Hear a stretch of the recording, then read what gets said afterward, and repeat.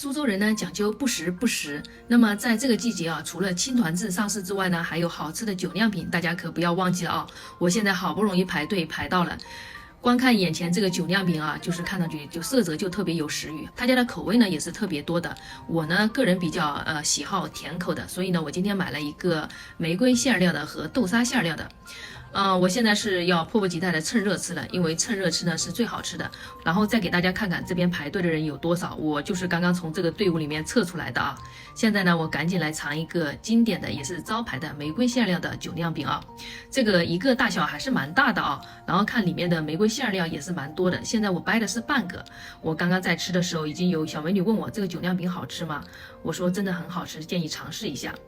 那么我们看这个酒酿饼啊，它是两面金黄，它是两面经过煎制然后出锅的啊。看到金黄呢，但是它不会特别的酥脆，但是带了一点点的松脆。然后呢，里面呢是比较的绵软和蓬松的。那里面是玫瑰馅料，还有呢松子仁，还有核桃仁，混合着猪油的香味。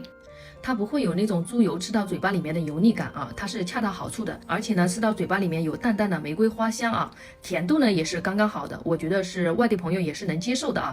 它就是在西北街北市塔这边，那么如果外地的朋友来游玩的时候呢，一定要尝一尝他家的酒酿饼，真的非常推荐。我是比较喜好吃甜口的，所以呢玫瑰馅料呢一定要尝一下。他家还有咸口的牛肉的啊，还有一些劲素啊。肉松啊，都可以尝一下啊！喜欢苏州特色美食的朋友，记得点赞关注，我们下期再见。